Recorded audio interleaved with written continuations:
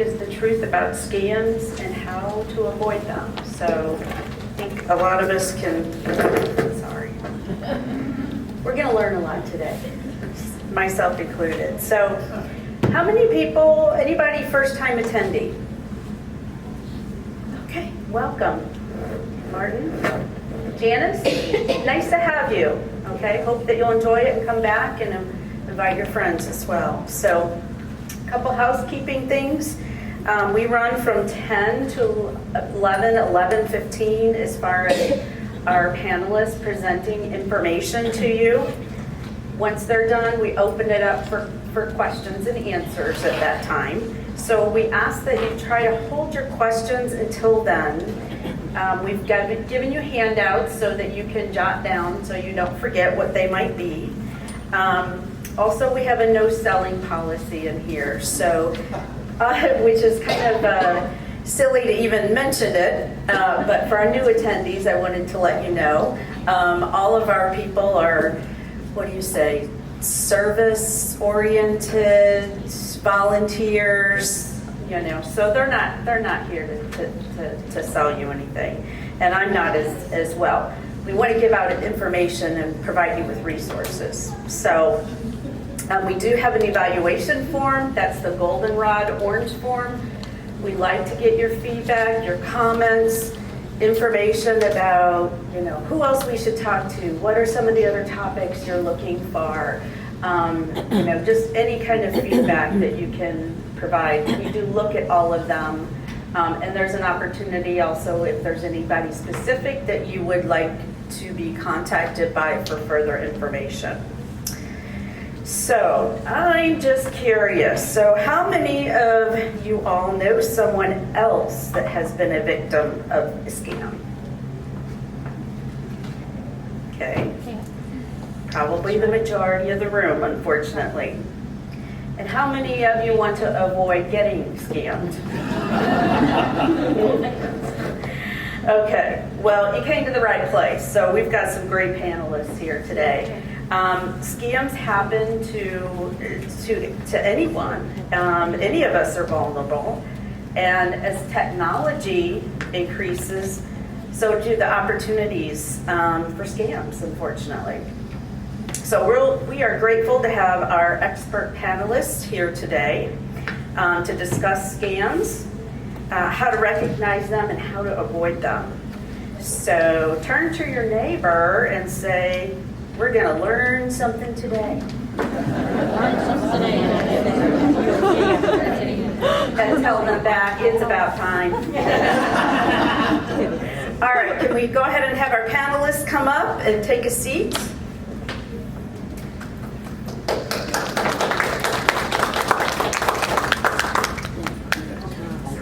All right, get the right order here. Doesn't matter. So, okay, so let's introduce ourselves to everyone. Tell us who you are, a little bit about what you do, and why you're here today. Did you guys want to guess what I do? You're a zookeeper. Yeah, I'm a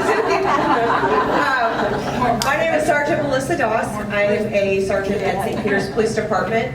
I'm in charge of support services and community relations. So some of you either have seen me talk before, or maybe you get my neighborhood emails. I'm all over the place in the city over the last 16 years. Thank you. Hi, good morning. My name is Dave Saponaro. I'm the volunteer state president for AARP Missouri. And before I retired in 2021, I was the chief operations officer at the Federal Reserve Bank in St. Louis, downtown. And in my role as state president for AARP, I do a lot of things, but one of the things I do are things like this. Get out in the community, provide information on topics that are important to older adults, such as fraud, caregiving, housing, public transportation, all different kinds of financial topics.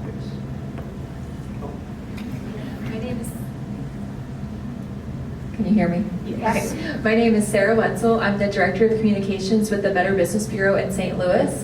And so my main goal is to let consumers know that there are a lot of great products, not even products, a lot of great services that are available to you for free. And so my main goal is to educate consumers and let them know, unfortunately, about the scams that we're seeing. We do a lot of data collection at Better Business Bureau, and once we get that, we share that with the community to hopefully prevent people from losing money to scams. So I talk to groups like this, I go to other senior homes, I also talk to high school juniors and start talking about ethics. And then I'm also on the news, and so every Thursday I'm on Channel 2, every other Friday I'm on Channel 4, and I just talk about the new scams that we're seeing and tips on how to prevent people from falling victim to those scams. That's awesome. I didn't know that you were on every week. Yeah. Okay. Every Thursday at 11:30 on Channel 2, so. Okay. On Channel 4, it's every other Friday, so not this Friday, but then next Friday I'll be on. It's usually around like 4:30-ish. So, yeah.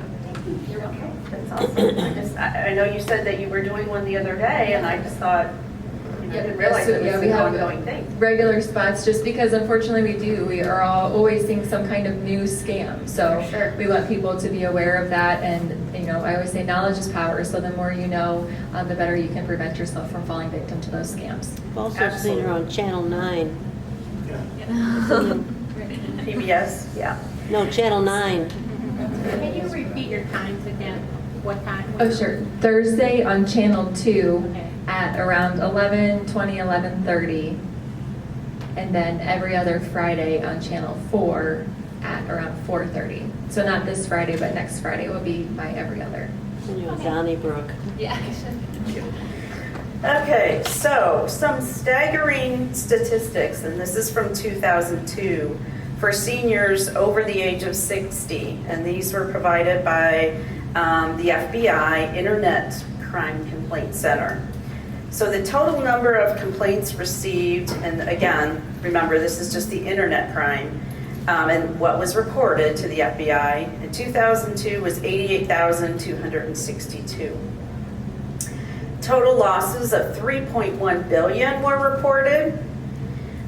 Victims over 60, there was an 84% increase in losses from 2021, so that's huge. Average loss per victim was over 35,000, and over almost 6,000 victims lost more than 100,000. So these are some big numbers, but they're just not numbers. I mean, there's people behind all of these that have experienced this. So, Sarah, why don't you start us off by talking about who's targeted by scams? The short answer is everybody. Scammers are getting better and better at tricking everyone. At first, we would see statistics of the older generation getting scammed, but Better Business Bureau does a scam tracker risk report each year, and we saw some staggering numbers in the younger generation as well. And so it's important to know that they are targeting everybody. There may be little different twists for each generation that they come after, but it's nothing to be embarrassed about. Whenever we spoke the other week, I said it was on Monday. I almost got scammed. I got a phone call and they sounded so convincing, and luckily something set me off that I was like, this isn't right, this is what I talk about, and so I didn't fall victim to it, but and whenever I caught on that it was a scam, I asked them questions and they had an answer for everything. It was so convincing. So I say that just to let you know that it's not just, it could happen to any of us in the room. So I know it's kind of a broad answer, but we all have to be very careful and very, very wary of what these scammers are up to. Great, thank you. Melissa, talk to us about why seniors is the biggest category that can be at risk. Yeah, so there's a couple reasons why seniors will be the biggest category, or I always say they're more of a preferred target, even though everyone can be scammed. And there's a couple reasons. Number one is the politeness. So seniors tend to have a more difficult time ending unwanted telemarketing calls or unwanted solicitors at their doors. It's more of they want the formal goodbye.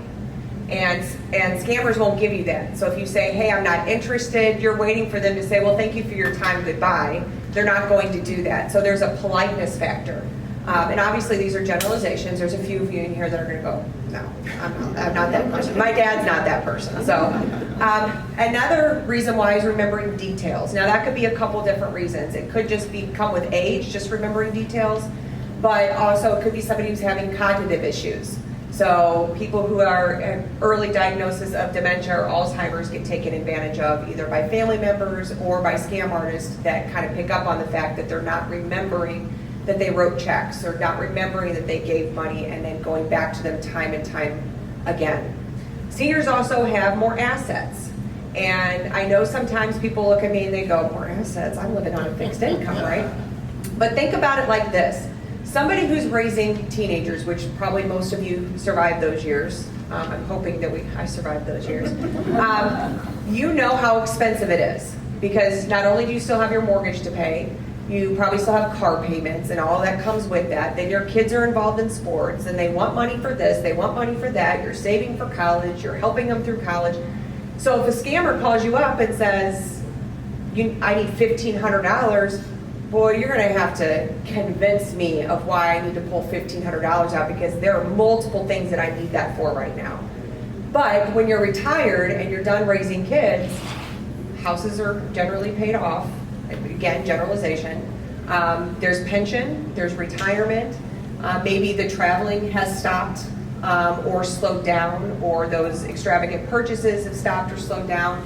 So the access to large amount of money that you're sitting on for your retirement is there, if that makes sense. And then you have those steady checks coming in, Social Security, pension, maybe some military retirement. And then I know in my experience, the seniors in my life have really nice jewelry. They have nice china. They have items that are worth value.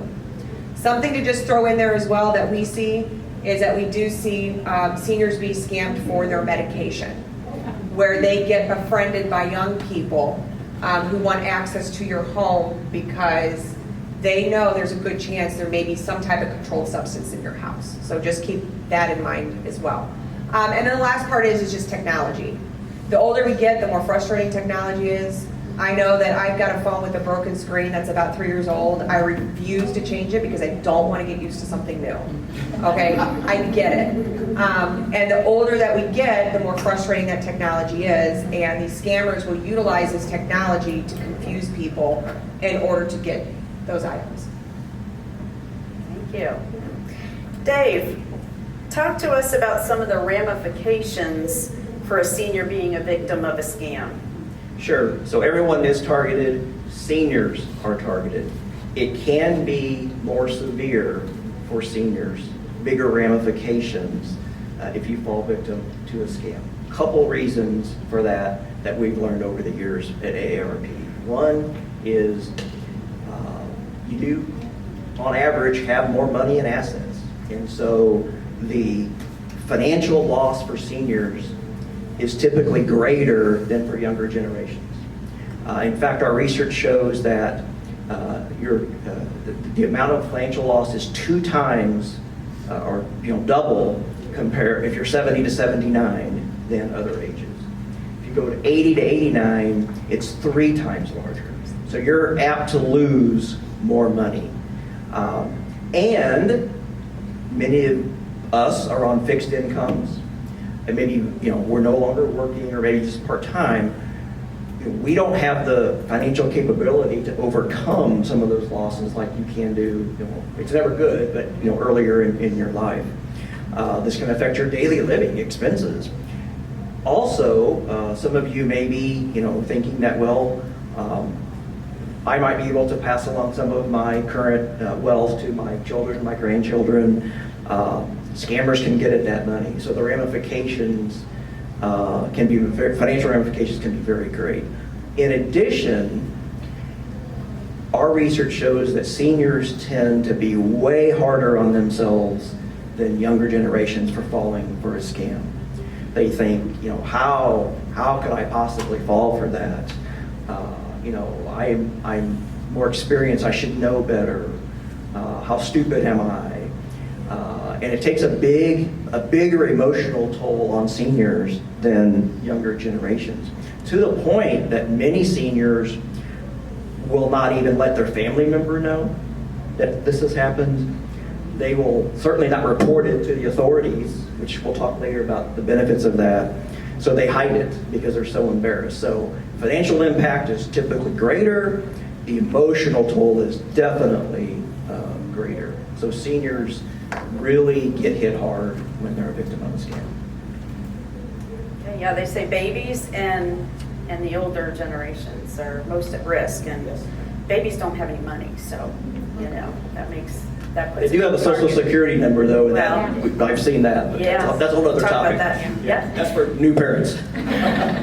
Melissa, can you fill us in on some of the red flags of a scam? Yeah, so I was just talking earlier about how scams have changed over the last 15, 16 years. Sometimes they're hard for me to follow. When I hear a new scam, I have to read it 3 or 4 times for me to understand how it works.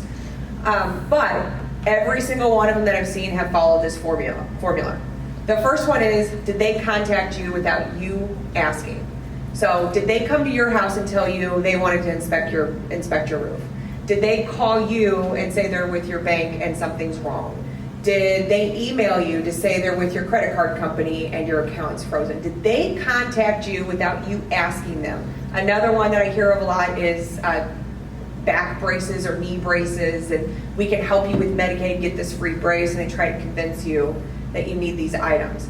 So did they contact you without you asking them to contact you? That is a red flag, and it doesn't matter if it's the bank, if it's the IRS, if it's your credit card company, if it's your doctor's office, whatever it is, you should not trust them if they've contacted you and you didn't ask. The second one is, did they create a sense of urgency? We need an answer from you now. We need payment from you now, or these bad things are going to happen. A warrant's going to be put out for your arrest. A virus is going to take over your computer and erase everything. I've heard the social security number scam where everything associated with your social security number is going to be frozen unless you give us this money to fix this problem. So did they create a sense of urgency and made you feel like you have to act now? And the third one is they're demanding payment now. If it's somebody who's coming to your door telling you need work done to your house, if it is a legitimate business, they have zero problems with dropping off their information, their business card, and saying, hey, look this stuff over, here's my information, call me. People who are trying to scam you are the ones that are going to push you for, oh, this deal's going to go away. If you don't pay me now, it's going to go away. Or if you don't pay me now, the St. Charles County Sheriff's Department's going to come to your house and arrest you. And then they'll want to stay on the phone with you while you go to Walgreens or you go to your local grocery store to get those gift cards. That should be a red flag. They're asking for payment via gift cards. And they want you to give them that number. The reason they want you to stay on that phone is because if you hang up, you're going to have time to think without somebody in your ear. You're going to have time to maybe call somebody and say, hey, let me run this past you. That's why they want to stay on the phone. So did they contact you? Did they create a sense of urgency? Are they demanding money now? If any one of those 3 things are there, you need to hang up, verify information, call a loved one, call your local police department, talk it through with your local police department. If you think that it's real, if you think, oh my gosh, I've never been in trouble with the police, it's warrants out for my arrest, they said I missed jury duty, call your local police department and talk it through with them before you do anything. I just add one comment to that real quick. Go ahead. Most of us in this room are old enough to remember back in the 1980s when President Reagan said the famous line when he was working with the Soviet Union, trust but verify. That no longer applies. It's don't trust, and verify. And I'll just say real fast, as police officers, we're very used to, if we call somebody up because we're doing an investigation, so let's say I'm calling Mary and I say, hey Mary, this is Sergeant Doss with St. Peter's Police Department. Can I ask you a few questions about your neighbors? It is not uncommon for people to say, how do I know that you're with the St. Peter's Police Department? And I'll say, well, I can give you our dispatch phone number or you can Google it. It's 278-2222. Call our dispatch. Our dispatch will patch you through to me. That happens all the time. We are completely fine with that. In fact, I'm always pretty proud of people. I'm like, oh good, they're making sure. Because I may ask you, like, how do you spell your last name? What's your date of birth? May ask you questions that may be a little bit more personal that you should be verifying. Do you ever go when they don't ask See? You should. You should have asked. It depends on the person, yeah. Don't trust me. You should not trust me. Melissa, you mentioned something on the phone that I picked up on and we didn't really discuss, but you said it again, jury duty. What is that? All right, so I call these the government scams because it's either IRS, jury duty, you have a warrant out for your arrest. The jury duty one is where they call you to say, this is Sergeant Doss with St. Charles County Police Department, and you missed jury duty, and there's a warrant out for your arrest. You can pay the fine over the phone, or we will send an officer to your house to arrest you. A couple times we've noticed they've actually used real officers' names. It's really not that hard for them to get on Facebook pages or our city websites to find a few officers' names to add validity to their scam. And then people are giving money for that. One woman who fell for it that I actually knew, she sat through 3 of my talks before, and she asked the officer, please don't tell Sergeant Doss that you took this report. She was so embarrassed. The reason she fell for it is because a jury duty summons actually arrived at her house for her adult special needs daughter. They were going on vacation, so she set it aside and said, I'll respond to this when we get back from vacation, and she forgot. And then serendipitously, she gets this phone call, and for her, it computed. For her, she goes, oh my gosh, they're actually talking about my daughter. She has a warrant out for arrest, and she panicked because she didn't want her special needs daughter being arrested, that she wouldn't got that money. So they kind of prey on situations like that. Okay. And we don't accept payment over the phone for any types of Do loans. you accept gift cards? And we definitely don't accept gift cards. Okay. All right. Yeah. So there's lots of different scams out there. Too many of them for us to cover today. But what we want to talk about is the most common ones that you guys see. So would you like to start us out, Sarah? Sure. So I always talk about online. On our Scam Tracker Risk Report, one of the ones that we received the most and people lost the most money was online shopping scams. And so this is an array of things, whether you're buying something and you either never receive the product or receive something completely different.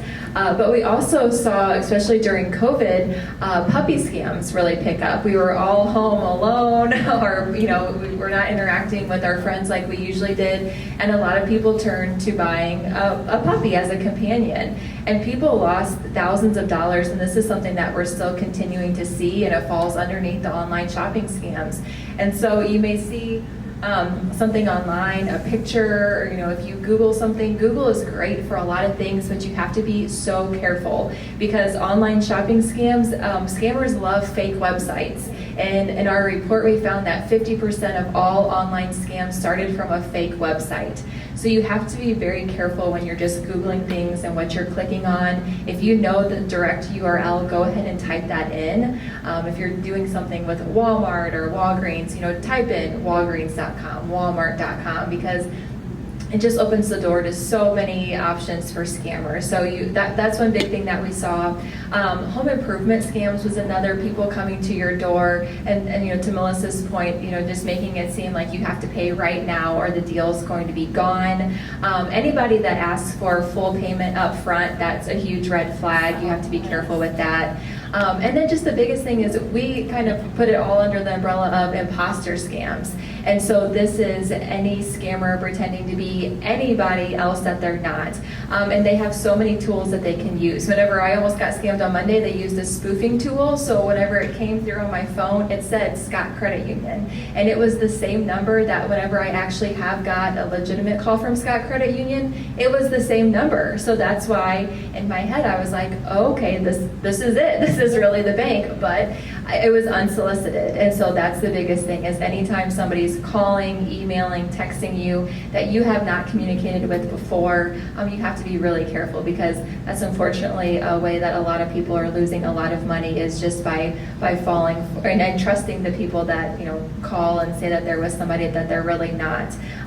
Amazon was a big one too. Amazon was the #1 impersonated company, and we've heard lots of scams coming through with Amazon. Some people don't even have Amazon accounts, and scammers are just trying to get people to be like, well, shoot, they say that I have one. Is there one out in my name? Like maybe I really do need to look into this. So you just have to be very careful, and those are kind of the 3 that we hear a lot about.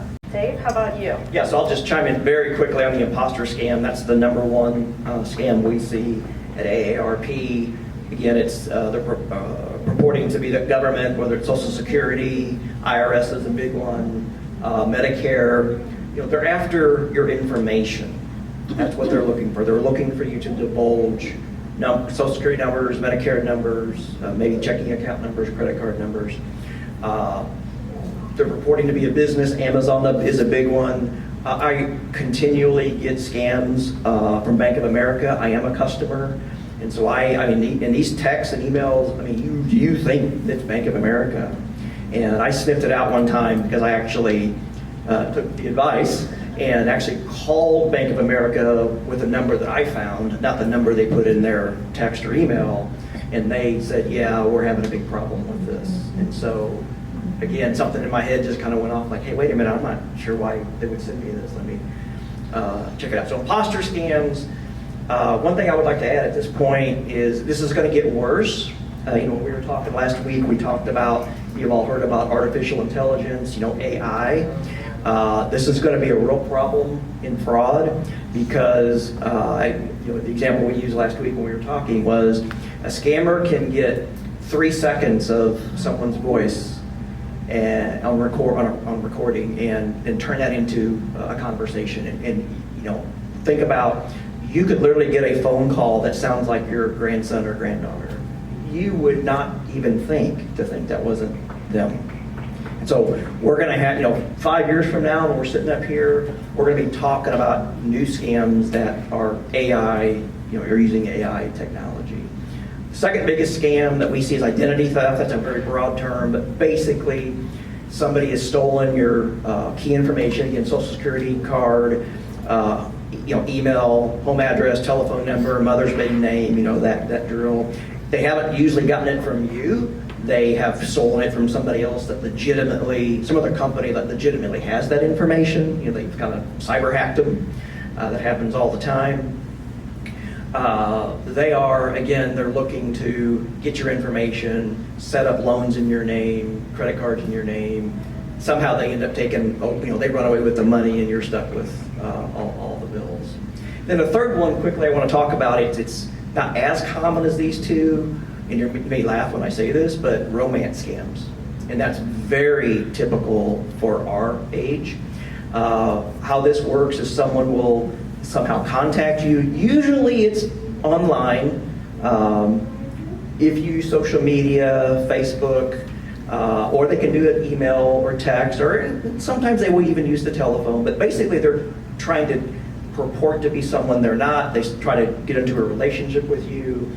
Once a trusted relationship has been developed over many months, they will then say, oh, I have a family emergency. Could you send me $2,000 for the ER bill? You typically are in a state, emotional state that your defenses are down, and you send money. And then they will come back again and again until you realize, wait a minute, this is a scam. Now, I guarantee you, every single one of us in here are going to say, I do. Oh, I would never fall for that. It happens. And it happens in fact, it happens more than anybody knows, because this is the one scam that nobody wants to report, right? Because you feel so shameful about it. Yeah. So just keep in mind. Yeah, when I was at the City of St. Charles Senior Center last week, the director there said, I have 3 seniors that attend here that immediately come to mind that I know have been victims of a romance scam, and I can't convince them that it's a scam and to stop. Yeah, we had a victim that we heard about at Better Business Bureau. It was a woman. She ended up losing $300,000. She was a recent widow. Her husband had passed away, and she was just feeling lonely. She was at home a lot by herself, and this man had reached out to her online, and she wasn't even really thinking anything romantic, but just it was a friend. It was somebody to talk to, and they built that trust. They got her guard down, and to Dave's point, there was an emergency. I think one time he even was like, oh, well, maybe I'll try and come and visit you and we can see each other in person, but I don't have the funds. Can you buy me a, you know, and it would be for random things, but he was saying he was going to use it to come see her. So, and she said too, her children knew, her children were like, you're getting scammed, Mom. And she didn't believe him. And then finally they got her to stop, but it was after $300,000 that she lost. Yeah. So, Yeah. That makes me think of the Netflix series, the Tinder Swindler. Yes. Yeah. Has anybody seen that? Oh my gosh. You gotta watch it. It's crazy. It is. How many people this guy scammed. They're ruthless, and they have no conscience whatsoever, and they just go from one person to the next. And even if it's just $500 that they get from you, that's $500 more. I share a story too at one senior group. It was kind of like a romance scam, but it's romance scams, emergency scams, grandparent scams. We've heard of them all. And there was a man who it was a scammer that called him and said, I'm your granddaughter, I need money. And so this guy actually played along with it. And at the end he goes, you know what, I only have grandsons, so I know you're scamming me. And he's like, why are you trying to scam an old man like me? And the scammer goes, because I make a lot of money doing it. And so they are ruthless. They do not care. Because remember, they've got, 7 of these things going on at the same time. Okay, so they're making. Yeah. There's actually, I forgot what streaming service it was on. National Geographic actually did a in-depth investigation on those scammers and went over to the country where it was happening. And I forgot if it was India or someplace in Africa. And actually got to sit with the scammers while they were doing the scams and saw how it worked on their end and how impoverished their country was. And they said, you don't understand how much money we make, and we have access to nothing in this country. So it was very interesting to see it from the scammers' perspective. It was a National Geographic special. Interesting. So Melissa, can you speak to us a little bit more about identity theft and any other additional frauds that you see happening in our area? Yeah, so identity theft is still happening. I don't think that's something that will ever go away. Luckily, remember cloning credit cards that happened? Luckily, that has greatly decreased. We're very rarely seeing cloning of credit cards anymore since we've got those annoying chips in our cards. I know I hated them when we first got them. I was like, this is annoying. But it's actually helped a lot. You become a victim of identity theft when somebody gets your personal information and uses it to get property, to get a credit card, a cell phone, anything of monetary value. So they'll need things like your date of birth, your maiden name, your social security number, your bank account information. If you become a victim of identity theft, there's a few ways that you can handle that, but I always recommend just to go to your local police department. That way you can get a police report started. We can let you know who you should report to further, the credit reporting bureaus, the FTC, depending on what information was stolen. But it is still alive and well. Like Dave was saying, they'll use your kids, the kids' grandkids' social security numbers. So, they recommend that your kid's social security number should be frozen, your credit frozen on them so people can't open it. I have personally seen those be utilized by family members. Family members will utilize their kids or their grandkids or their niece or nephew's social security number because it's not going to be discovered until they're 18, 19 years old. Yeah. So I know in the line of work in selling real estate, I deal with a lot of people who are applying for loans. I always they say, my credit's good.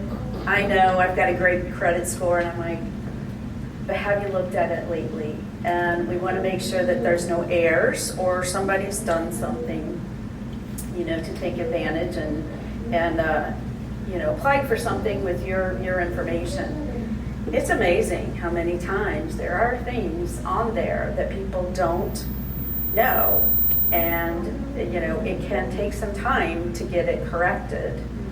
And so I know I've talked to a lot of people about actually freezing your credit. So, do you want to speak to that? Well, I was just going to say, kind of two things on the identity theft too. Whenever we think of identity theft, we think of somebody like taking our mail, or if we do get a call and we give them personal information. But I think it's really important to know how scammers work and to understand that there's a dark web out there that I don't understand that, scammers do. But our information is out in this dark web, and they have a way of getting pieces. And so they may have, they might have your birth date, but then they call you and then you give them another piece of information. Essentially, they're building profiles on all of us. And once they get a complete profile, then that's when they can really dig in and, and start applying for loans. And to your point, freezing your credit is completely free. Whenever we talked before, Dave said too, it's more of just remembering that you did it, because you may forget that you did and then go apply for a loan and then something and then be like, well, you can't, or there's an issue. But if you don't have a reason to be, if you're not going to be opening a credit card or a loan, it's probably in your best interest to freeze it. But with work that we do with the Better Business Bureau, we have a consumer fraud task force, and we team up with the Federal Trade Commission.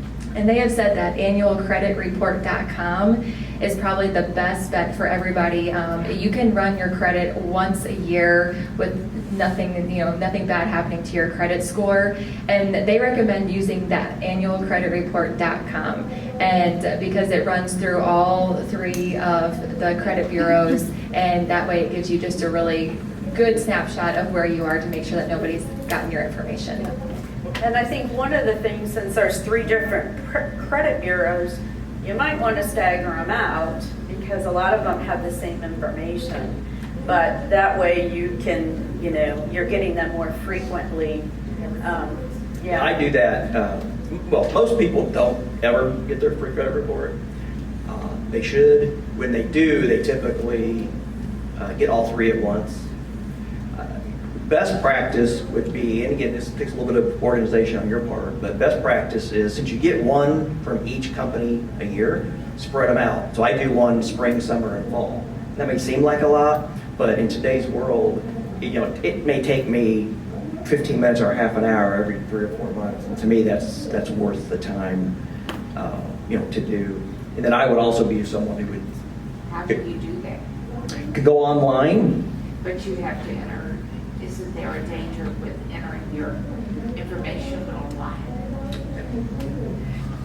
And that's the thing where annualcreditreport.com, if you go to that direct website, it will run through it, because yes, you have to be very careful, because if you go to Experian.com, TransUnion.com, you want to make sure, because as I said, the fake websites, that's 50% of how people are scammed. And so we'd be foolish to think that the scammers don't have fake websites out there for those services, saying that they're going to check your credit, and you're giving your sensitive personal information to a scammer. So to your point, you want to make sure that you're doing the research, that you really know that you are on Experian's website, that you're on, every website, because that's how you do it.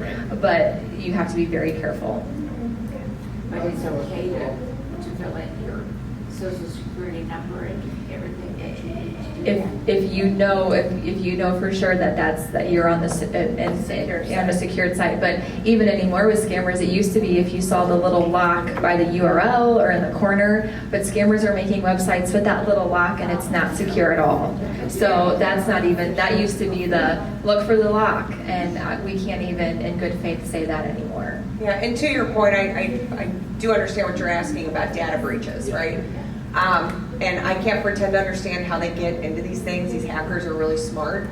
To my knowledge, annual credit report it's never been breached. The ones that they're targeting are the places you shop online, which is why when you shop online, I always use a credit card. If you want to be super safe, if you shop on Amazon, go to Walgreens, get a $100 Amazon gift card, upload your gift card onto Amazon, shop off that gift card, and maybe they'll get $15 off of there after you're done shopping. But that's how they're getting your personal information, is through those shopping sites. We don't really see them through those type of sites with the annual credit report. They used to have a safe credit card number, but they have I think it was a Bank of America, but they have stopped doing that now, where they would let you take they would give you a new credit card number, and you would put, $200, and that's the maximum that they could use on that. The biggest thing is you don't want to use your debit card. Yeah. Don't ever put your debit card on a shopping I was site. going to say that. Never use your debit card. And really, anytime you do anything online, credit card is the way to go, because we've seen that the credit card departments have really ramped up their fraud department. And so we're seeing, if you are a victim of fraud, if you dispute that charge with a credit card company, we're seeing it's almost like 90 to 95% of likelihood that you're going to get that money back. So the other thing I say to a credit card is that's an isolated source. If you have your debit card, that's linked to your checking account. A lot of times your checking account's linked to a savings account. So they're getting lots of information. If they just get your credit card information, that's an isolated source. You can cut that off right away, and then they have nothing more to go from. So anymore, I try and use my credit card almost everywhere if you're able to do that. Since we're talking about credit card fraud, just real quick, some banks, not all, but some banks may allow you to set up a second credit card. Again, not all will do it, but some will. And you can say, I only want a $500 credit limit. So you can try to get at what you were talking about. So you have your regular, your normal card that may have several thousand credit limit, and then you use this capped credit card, and that's the one you use online. So if they steal it, you're going to limit, and again, you're going to get, most of the time you're going to get, you're not going to be able to liable for those charges, but it's just, again, in the banking industry, we're talking about having layers of protection, and it's just another layer. Check your reports, freeze your credit. I would consider, and I'm pretty frugal with my money, but I've actually been convinced. I actually spend $10 a month, and that's a lot of money, but $10 a month to have one of these credit file monitoring services. I used to think those were like, I don't know about this, but I've been convinced that as long as it's not too expensive every month, and they work, they will give you email or text alerts anytime something goes on with your credit. And there have been I've applied for a car loan, and literally like that night I get the text, hey, something happened here. That's another thing that I would encourage you. And then finally, every bank offers on your credit card, you can get an alert, either email or text, and you can say anything over $100, or like I have, every time my credit card's used, I get a text message. Or debit card. Or debit card, yeah. And so again, I'm atypical because I have everything, but I get a lot of dings. But again, it's a layer of defense that my wife thinks I'm crazy because every time she goes to Schnucks, I get a ding on my phone. But again, it's layers of defense that help you stay on top of all Yeah, this. or you can catch it really quickly. You catch it very quickly. So, would you mind holding till the end? Thank you so much. Thank you. Melissa, talk to us about some of the most common scams that we're seeing in our area. So the most common that we've seen is the government scams that I already talked about. The jury duty, IRS, someone's compromised your social security number, someone's representing the police and saying that you or your loved one has a warrant out for their arrest. So I put all those under the government scam. The other one would be the imposter scam. So we see a lot of grandchild in distress, where someone's posing as your grandchild. They're in another country, and you didn't know they were traveling to another country, and they got into a car accident or they got arrested, and I need money. And then they always finish with, please don't tell mom and dad. And I have a 17-year-old, and I'll tell you right now, I can tell you which grandparents would not tell mom and dad. I know there are a few of you out there, right? And so they use that to play on your emotions to get that money. That's where we see a lot of money being lost in those two. And then the ones that are still around, that every once in a while we see people giving money to, but the calls are still there, is the tech support. You get the phone call saying, this is Bob from Microsoft, and we just noticed there's a virus on your computer, we can fix it. And then they're asking you to do a couple things on your computer, which is essentially giving them remote access to your computer. And then you'll see them fiddling with stuff on there, and it looks like they're getting rid of things and getting rid of the cookies and all that type of stuff. And you're like, oh, they're fixing my computer, and then they're asking you for money. That's $500, and you're like, whoa, I didn't agree to $500. You're like, well, I'm gonna keep a hold of your computer until you pay me the $500, and they'll hold your computer hostage. Those are the main ones we're seeing. I will say with the romance scams, with just kind of piggyback off of what they said, we do get those not very often because they're not reported. But the ones that are reported are generally reported by the kids of the victim. And in the report, I'm reading it, the officer is trying to convince this person, an officer saying this is a scam, and we've got photocopies of their bank account and all this money that they're losing, and it's the one scam that even as officers we can't convince people that they're being scammed because that person has such an emotional hold over them for that companionship. Yeah. So we talked, you were explaining to me something I thought was really dangerous, was the ruse burglaries. Oh, yes. What about those? Yeah, so ruse burglaries just pop up here and there throughout the region. And we'll get a lot of notices about it when they happen. And then it's almost like they hit this area and then they move on, and then we'll hear about them, 13 months later, they'll hit this area and move on, and we'll hear about it 2 months later. All right, this is where people will come to your house, knock on your door, and pose as somebody from the gas company, electric company, water department.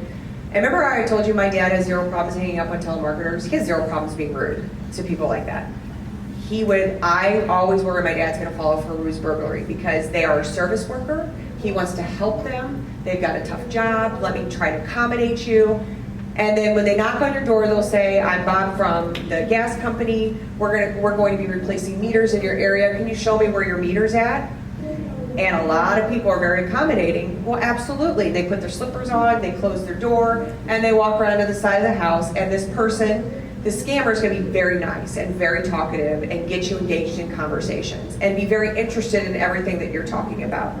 And then, meanwhile, their partner is going in their front door because you've left your front door unlocked, and they're burglarizing your house.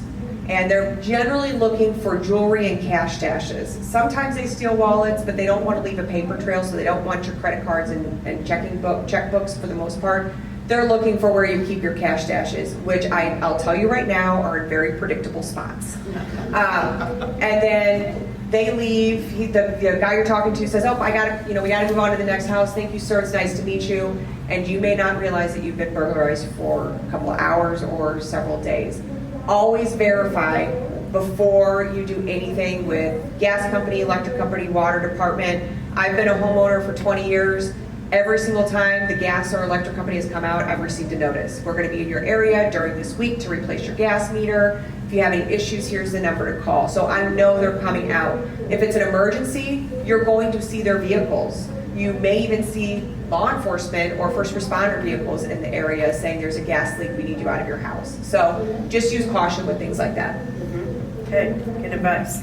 What about the begging for money? I know I thought maybe something had changed in our area because, I haven't seen them like on the Zumbell overpass and Cave Springs.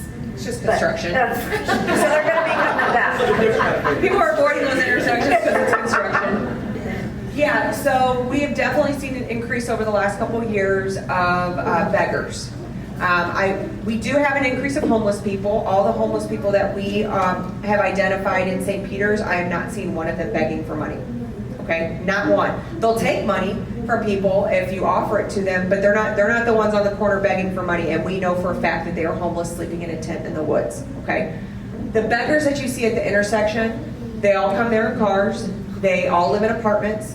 They make more money standing on the corner begging for money, utilizing their child as a tool to tell you why they need money, and people are just giving them money left and right, and we can't get them to stop because we don't have an ordinance that says that you can't be on a corner.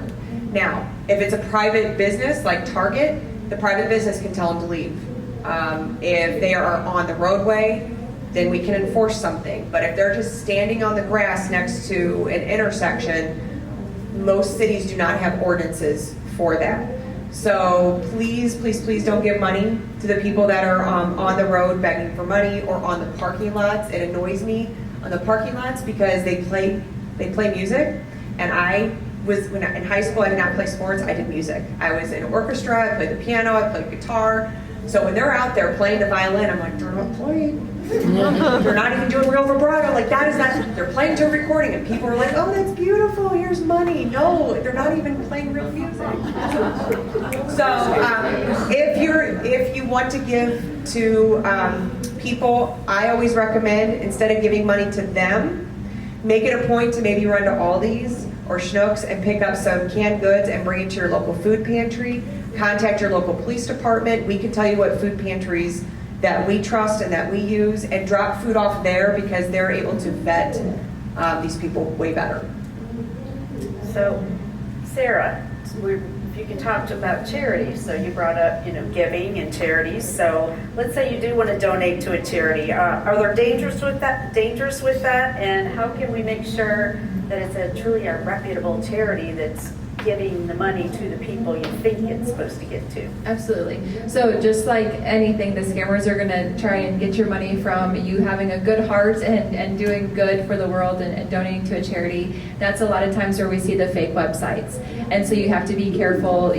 Better Business Bureau has a great tool. Just like if you were going to do business with a company, we suggest you come to our website at bbb.org, check out that business. Same thing with the charity. We have charity standards as well, and these charities go through a vetting process. We have 20 standards of charity accountability, and so we review these charities to make sure that they are legitimate, they are trustworthy. And so if you are going to give to a charity, we recommend you checking out the charities there first.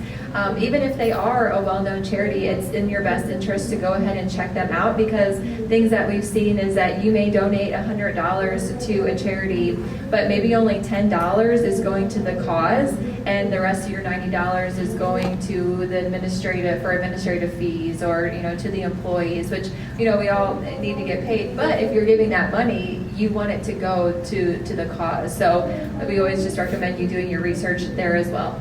Melissa, contractor fraud.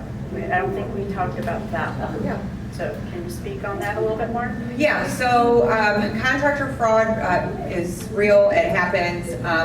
There are not only contractors that are, or people who are local who do it, but then we also have people who travel through. And the people who travel through tend to prey on those of us that get storm damage. So anytime there's a major storm, those travelers will come into the area and hit the area hard with, I can fix your gutters, I can fix your roof.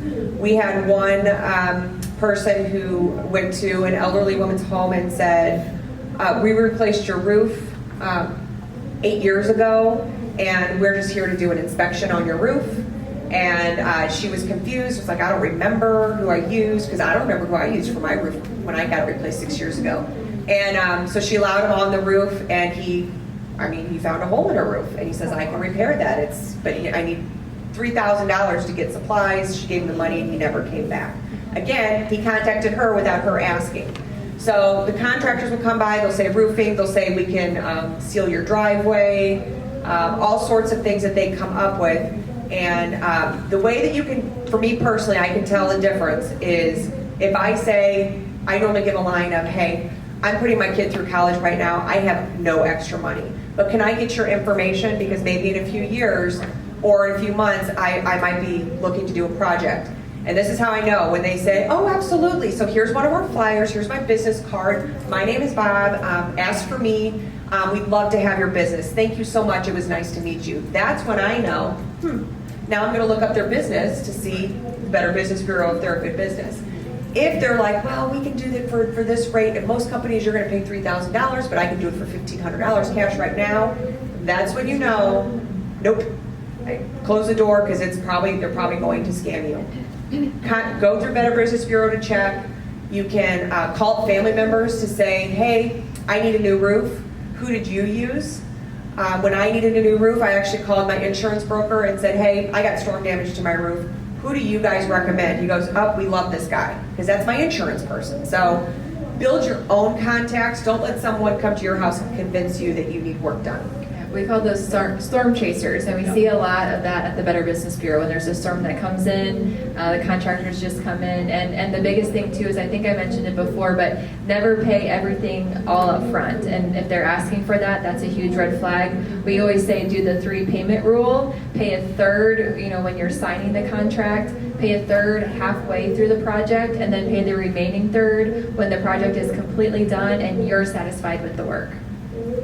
And if you're actually using an individual, because there's a lot of contractors where it's their business and it's an independent company, if you don't know how to use CaseNet, learn how to use CaseNet. Because we've had a few people scammed in St. Peter's where we wanted to say, didn't you look them up in CaseNet and see all of the lawsuits that are going on with them right now because of their business.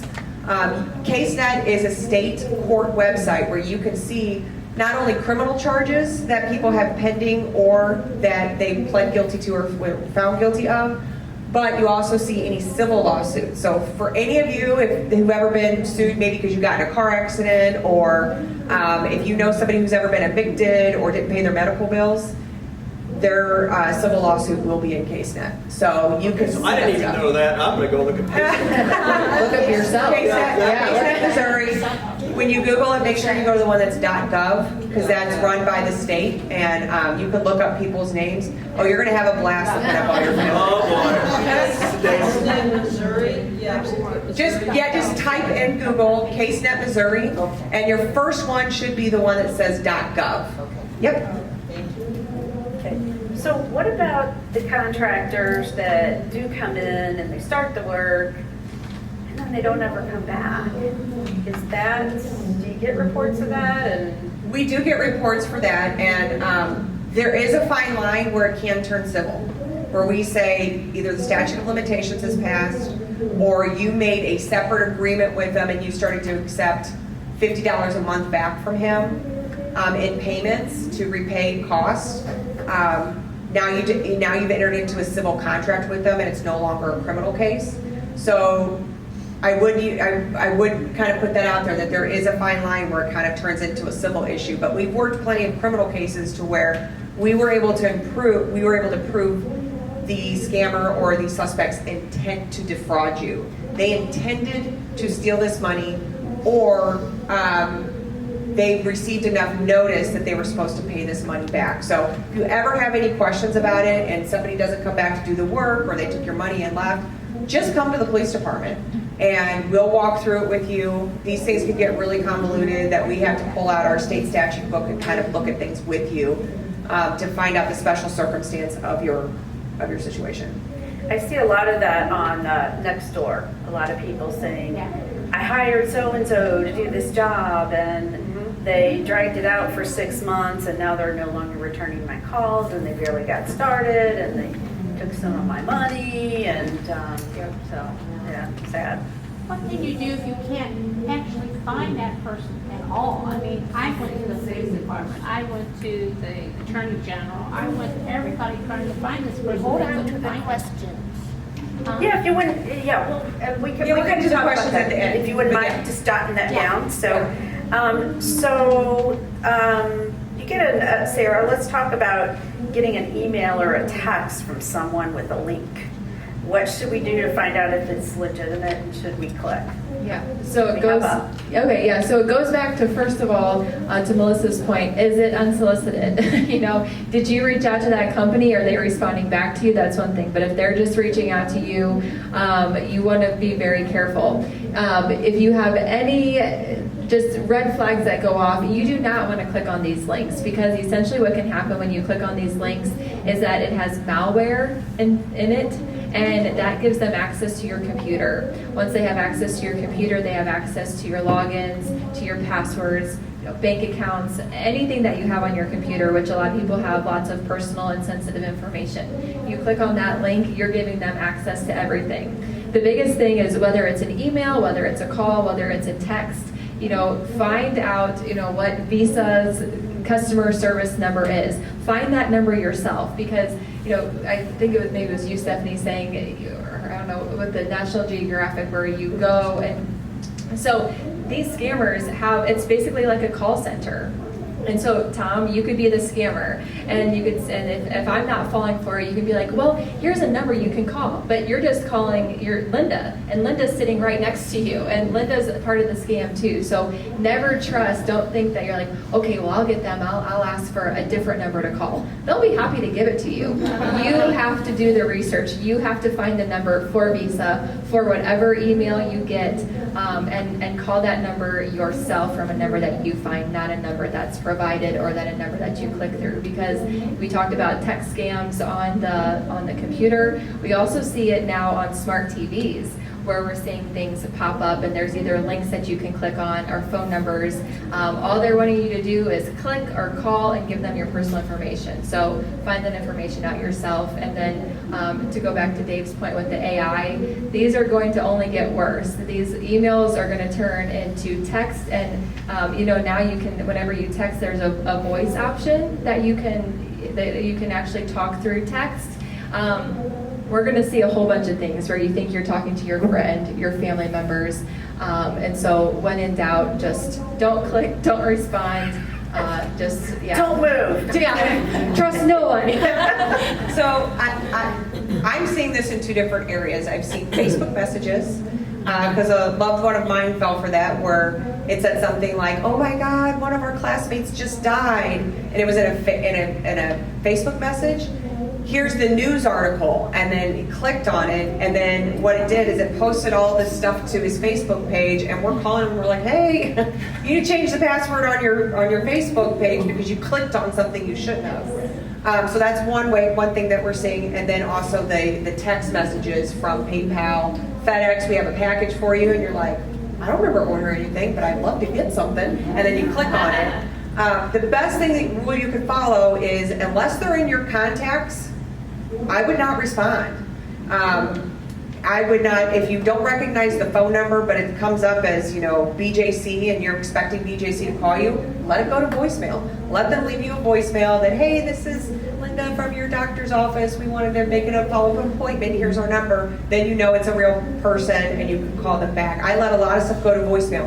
The reason that you want to do this is because if you answer that number one time to a scammer, and even if you know it's a scam, like I know this is a scam, and you hang up on them, guess what? They know this is a real person on the other end, and now they're going to be blowing up your phone, and then when I come to do these talks, you're going to say, "How do I get them to stop?" And I go, "Can't." Is that the You sucker can't. list? Somebody over here was talking about, "Hey, I'm on the sucker list." Yeah, they do sell sucker lists, but this is, I don't know if this one's necessarily, the sucker list is when you fall for a scam and then you realize you fell for a scam, they're going to scam you again by being a company that's going to help you recover your losses. That's the sucker list.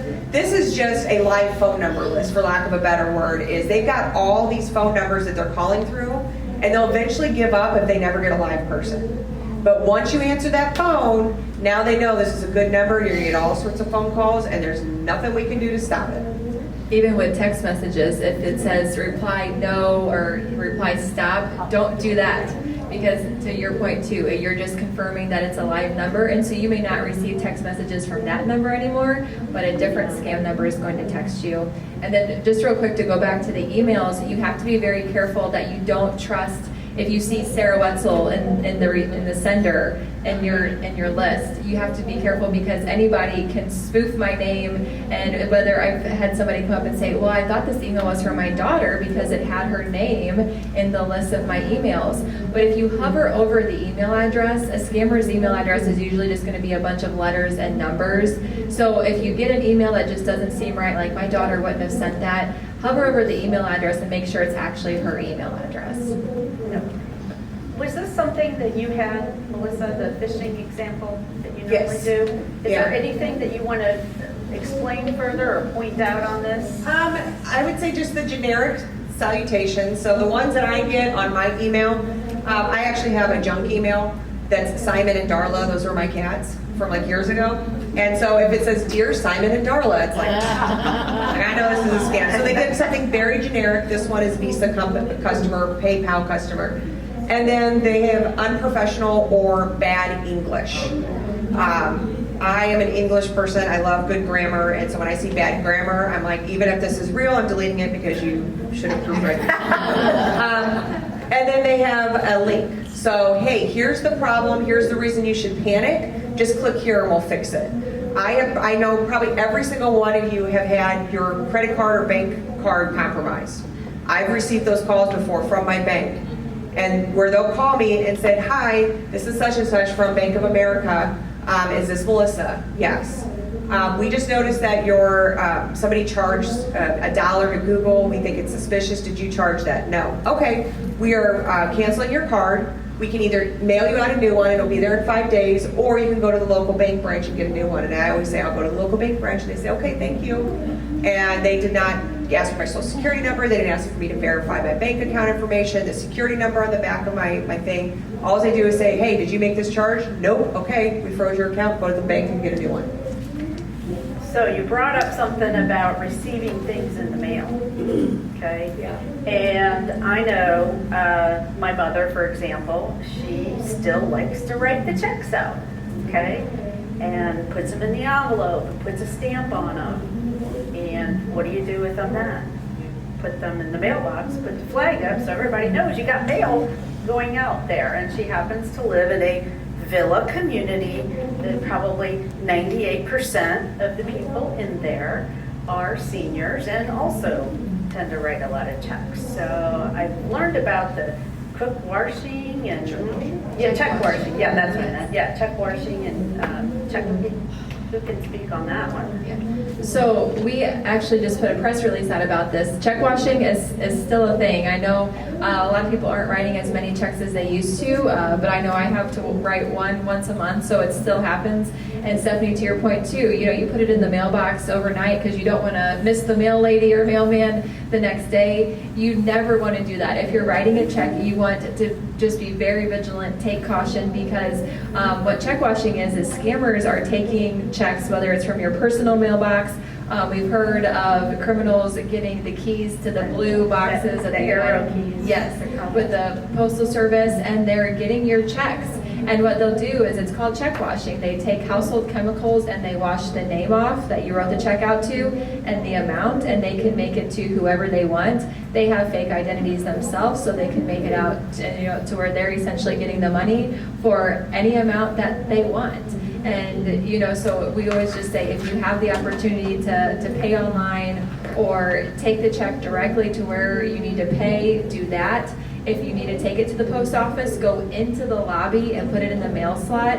And definitely do not put your mail, overnight and just leave that flag up, because that's just a welcome invitation to say, come and see what I got.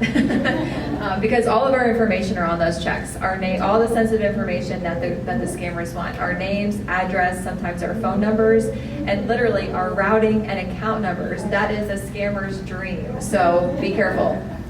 We saw a lot of check fraud at the Federal Reserve banks. We processed checks for banks, and I would highly encourage all of you to try to avoid writing checks. Most companies will take a credit card. Some won't, most will. If it's a recurring, every month, this may sound a little bit counterintuitive, but you're actually safer not writing a check. You're actually safer giving, like say the utility company, it's called an automated clearinghouse direct debit. You might say, well, I don't want to give a company direct debit to my checking account. I know that sounds weird. I ran that system at the Federal Reserve. There is very little error. There is very little fraud, but you have to make sure it's a legitimate company. So, Ameren Electric Company, MSD, those kinds of companies, you're actually safer having them directly debit your checking account every month than you are writing them a check. So, and going back, just to elaborate on this check washing, they might even keep the amount the same. Like you might have a check written, say $500, and they will wash out who it's being paid to and put a different payee, but the amount is the same. So when it clears your bank, there's no red flags. So what usually happens, and what alerts people that their check had been washed, is that you may send a payment off, and then a few days or weeks later, you'll receive a phone call from that company saying, hey, you didn't pay your bill. And you're like, well, yeah, I did. And then you go and check your bank, and it's like, well, yeah, the check 504 cash, and it's cleared my bank for $500. But then upon further inspection, you see that that check did not clear to Ameren, it cleared to Dave. So, so that's usually how you find out that you've been scammed.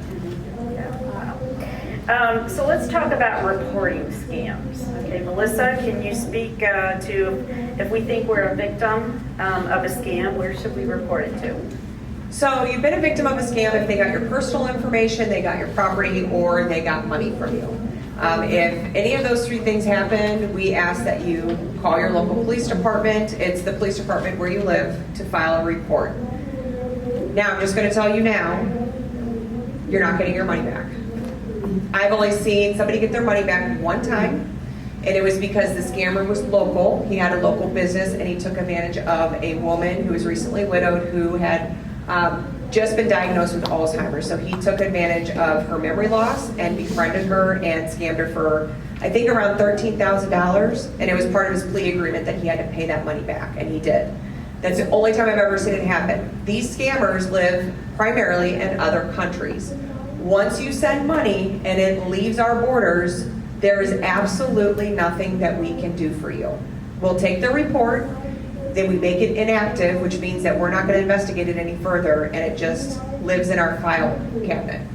Now, it's good for us to know because we need to know what is happening in our community. The FBI statistics that she read, that's exactly how they get those statistics, is what the police department reports, what reporting information they're getting from us about frauds and the ages and dollar amounts.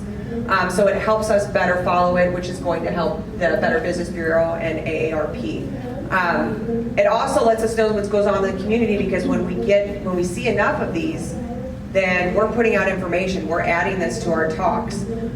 If you did not fall victim, but you got one of the calls, I would call your local police department, email them, and just say, hey, just want to let you know, I just got this phone call, somebody saying they're from the IRS and that I owed money, because we want to know what's trending. So that way we can put that information out to the public as well. And especially if they're using police officers and the police officers' names, we want to know. Yeah, because that I think makes people a little bit more vulnerable. Yeah, absolutely. Better Business Bureau is very similar. It's a great resource. If you go to bbb.org, we have a tool called Scam Tracker. And so it's not only available to you to report scams, but if you feel like you've gotten a kind of a weird phone call or something weird in the mail, you can also see what other scams are being reported. And just like anything, we only know what we know. So we encourage everybody to report it, because while we are not a government agency, we're not the police department, we can't go and charge these scammers. We do have the Consumer Fraud Task Force. We team up with local police departments, the FBI, the FTC, the federal or state's attorneys general's offices, and the local post offices. And so we want to hear all these scams, because then we share that information with the people that can go after the scammers, that can go after it. So it's nothing, like I said in the beginning, it's nothing to be embarrassed about. Everybody is getting scammed, unfortunately. And so if something happens, please report it, because it's unfortunate that it happened to you, and you don't want that to happen to somebody else either. So just go ahead and report it. And one more comment on reporting. AARP strongly encourages the reporting of scams. Again, you're not going to probably get your money back, but in addition to alerting local authorities, there are groups, and AARP is one of them, that rely on the data that's being reported. And we actually have a group at AARP in Washington that actively works with Congress to try to change laws, particularly in areas that support seniors. Well, we have a group that looks at fraud information, and every year tries to work with Congress to tighten up certain laws, change laws, add new laws that help protect all of us.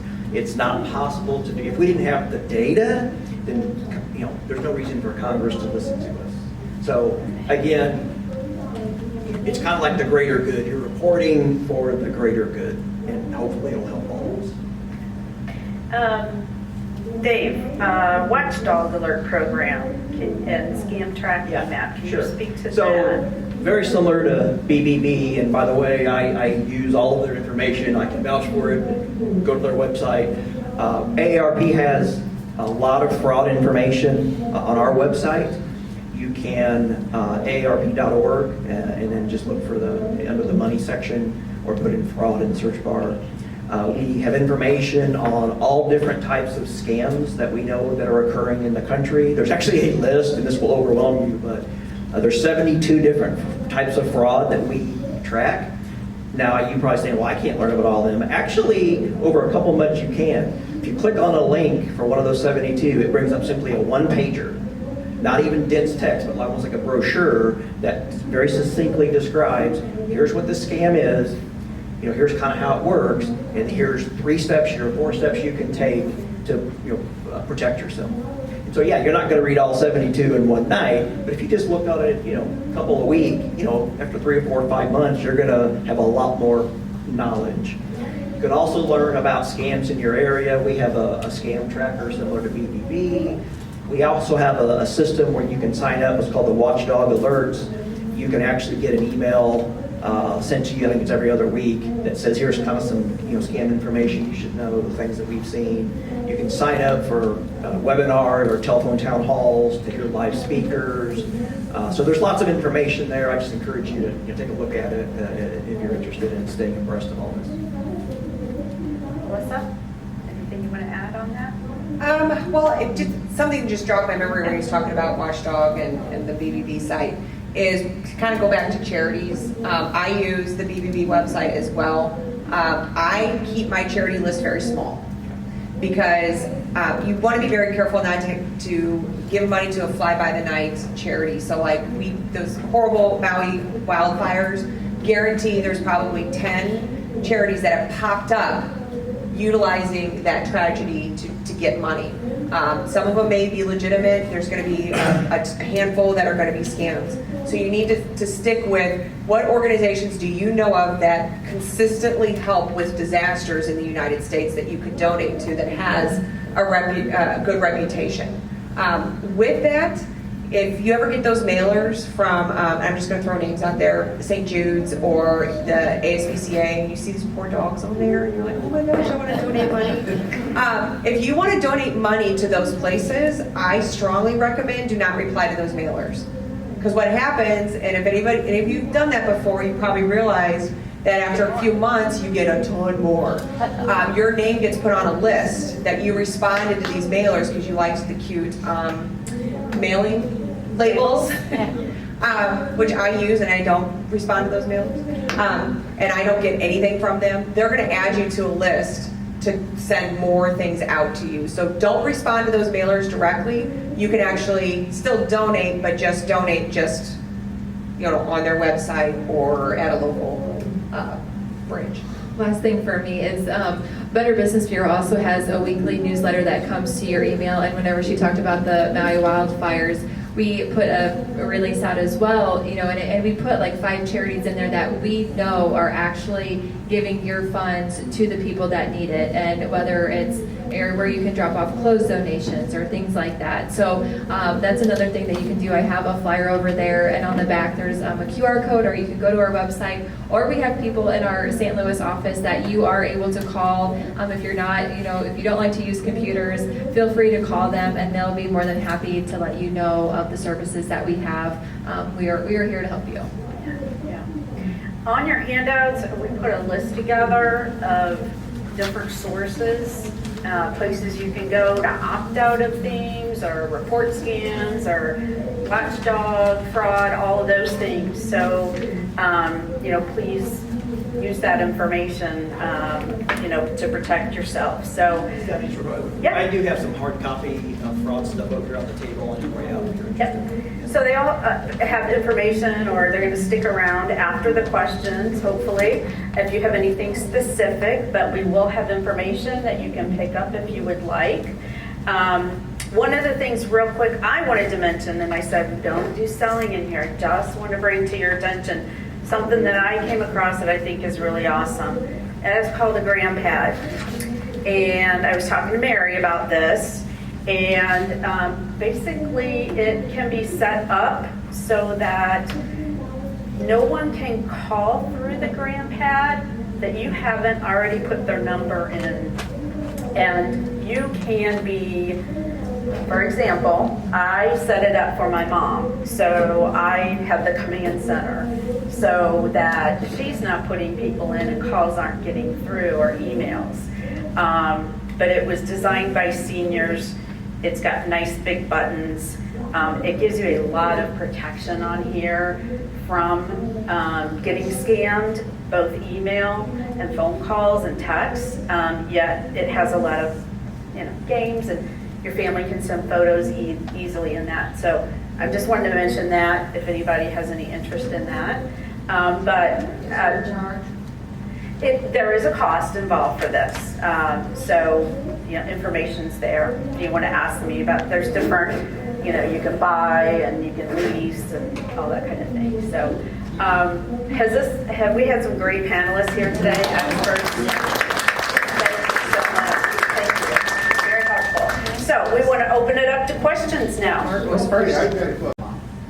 You sure won't be calling and say I got rid of $25? Because what's the dollar amount? There is no dollar amount. The dollar amount is, what dictates that is what the level of charge will be. So for the most part, anything under $700 or $750 is a misdemeanor. Anything over that is a felony, unless it's certain types of stealing. They stole your credit card number, automatic felony.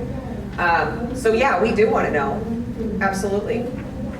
Get a question for Dave. Can I have that name, the number of that organization? I like the $10 a month. Oh, yeah, actually, I'm not going to give you a specific. What I'm going to tell you is there's probably 25 different companies that provide this credit monitoring. You can Google it. Just do some research. Like everything else we've been telling you, there are some companies that are way better than others, and they're all usually around $8 to $10 a month. Is that something DVB might have? Yes, you have.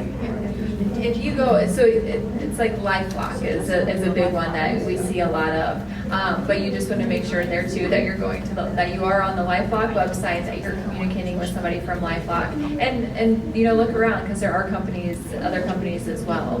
But yeah, you can look up companies, and the biggest thing when you're looking up a company on Better Business Bureau is we have customer reviews, and what sets our reviews apart from others is that we actually verify that people have actually done business with that company. Because anymore online, you can go and leave a 1-star review for your competitor or somebody that you just have a personal vendetta against, but we don't allow that. So you can actually know that the customer reviews you're reading are actual customers of that company. And then look at the complaints. With our website, you're able to see how the company's responding. And so that way, because some companies could respond and say, sorry this happened, and have a nice day. Well, it's really not a great response. Look and make sure that the response is something you as a consumer would want before you decide to do business with them. When I leave here, I get to the bank, get a new debit card. And I have put my debit card out like Amazon.com and all these things. I'm going there right now. But I'm going to Need a new one. give me a new card. Start right over here. I'm concerned about fake websites because, like I do a lot of shopping on Amazon. How do I know that when I click on that, it's really Amazon? Is there a problem? So there's a couple ways. I know that I have an app on my phone because I use Amazon a lot. Yeah. And that's fine. And they actually subcontract with a lot of different companies. So if you like Under Armour, you can go to Under Armour website, or you can find Under Armour stuff on Amazon. Amazon, I know their return policies are phenomenal. You can return pretty much anything. I would just make sure that you're going to a reputable site, because some of the things that I see, and I primarily see this with my 17-year-old, she's going to all these different clothing companies because she saw an ad on Instagram or she saw an ad on TikTok, and I want to buy this mom. I can get 20 pieces of clothes for $30, and I'm like, okay. It's too good to be Yeah, too good to be true. You're shopping on some site in another country. They're going to have zero return policy. I'm not giving them my money. So make sure you're on with a company that you are familiar with, Kohl's.com, Macy's.com, things like that. And then if it's a new company, make sure that you're checking reviews, that you're reading community pages to see what other people have to say about it. The biggest thing too is whenever you're on that website, you may be on Amazon and that's fine, but there's pop-up ads. And that's where scammers are going to lead you to, because you're on Amazon or you're on Kohl's, but then something catches your eye and it's like, oh, well, that looks like it's cheaper. Let me click on that. That's what you have to be careful about too, because then that's most likely going to take you. It could be legitimate, but the pop-up ads are what's bad about being on an actual legitimate website, is they try to stray you from that. And always pay with a credit card. Yes. A year or two ago, I was hearing ads about scammers being able to take over your title of your house. Oh, Is that an actual problem? Yeah. And how do you prevent it? Yeah. So that's called. So she asked about it, I have to repeat the question. Yeah, so the question was scammers taking over the title or deed to your home. Yes, that is real. called home title fraud. That is one of the frauds that's being tracked by AARP. And essentially how this works is it usually starts with identity theft, or they get some information about you. They actually change the title with your county, the recorder of deeds, or your city. But again, they have to have all this information about you so that your county thinks, oh, that's you. Once they change the title in their name, then they can create bank loans and things using your home equity. And then the first time you know about it is when you probably get something from the owner of the house or the bank that says they're foreclosing on the property. And you're like, well, what? What is this? So, long story short, the best way that we have found to protect yourself is go to a website called propertyfraudalert.com. I think that's in the sheet I down believe there. it is.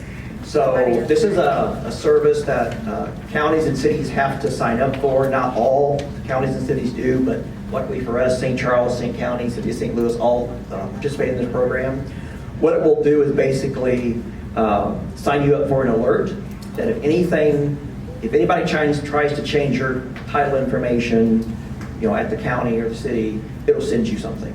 Now, it's not like immediate. It might be the next day or 2 days, but you will get notified via email that, hey, something's going on, and I definitely would recommend this. And I think they do it based on your name, because they only ask for your name and your email address, and when something pops up, gets filed under your name, Yes, that's right. you get Yeah. notified. So it's not just based on your property address. Because I've had it a few times get an email, within a week of something getting filed at the courthouse, and they'll just say, hey, this was filed at the courthouse, and your name was added to this deed. If there's anything incorrect about that, please call us at St. Charles County. And it does work. I tested it because, I don't know, a year ago I changed the title with the trust things, and I got an alert a couple days later that said, hey, something happened, make sure something. Is there a charge for that? No. Because It's free. Propertyfraudalert.com. Pay Yep. $10 a month. It's totally free. That might be a little harder because, then it's not under your name and all that, it's under the trust name, so. I'd still sign up for Probably it. safer, but I would still Yeah. sign up, because it's free. Yeah. Yeah.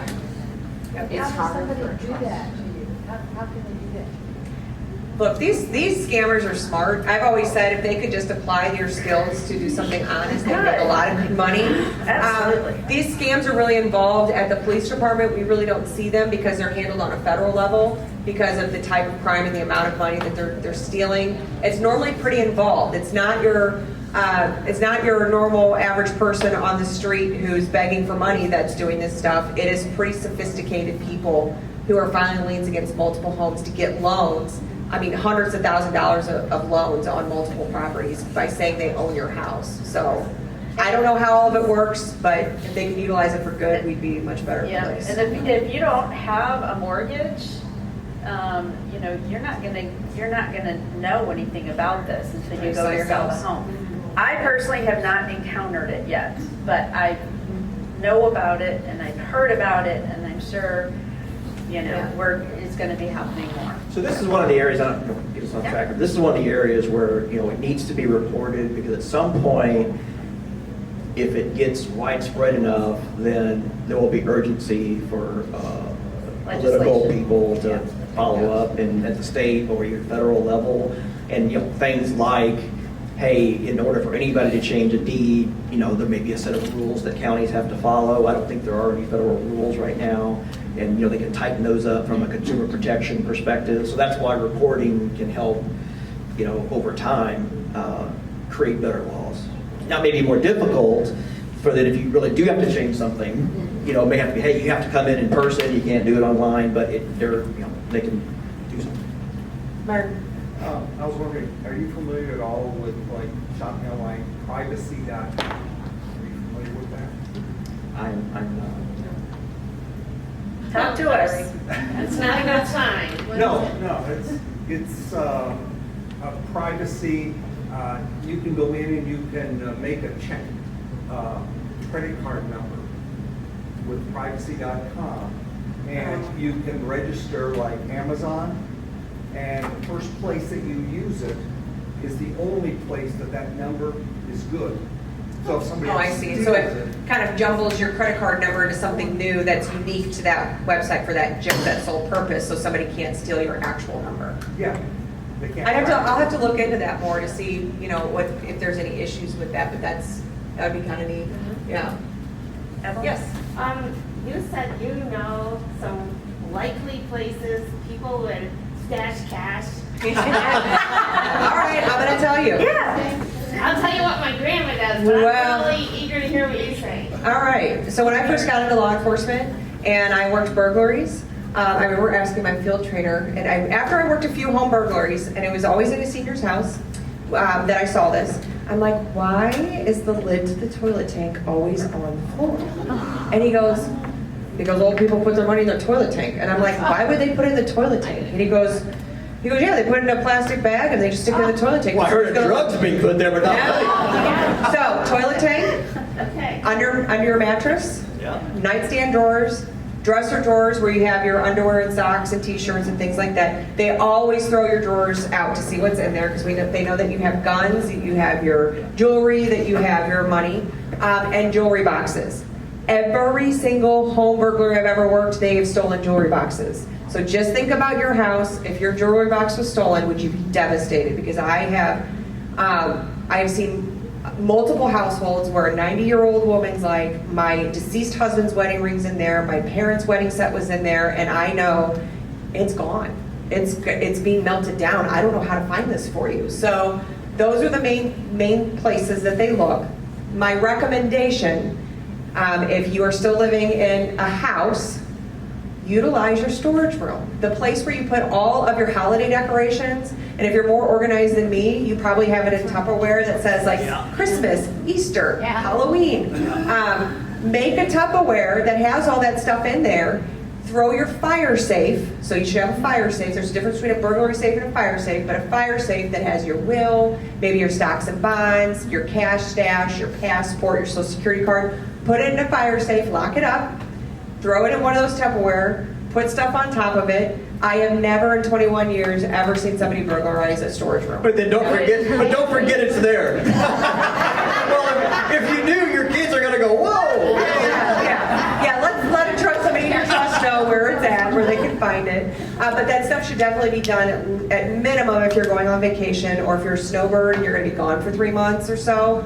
Make sure you're putting that stuff there. And I've also heard there's banks that have either free or greatly discounted lock boxes, safe deposit boxes at the bank, that you can put those valuables that will be in a safe place. You want to hear what my grandma does? Okay, sure. She takes her cash and she wraps it up in a meat package that says liver in Puts it in the her freezer. Yeah, that'll work. I've seen freezers gone through before, but not as often. Yeah, people know about freezers, but not as often. One less. Yes. How do you get rid of information? If you Google yourself, you've got a whole bunch of things that you don't. My birthday is on there, and my children and people that I'm associated with.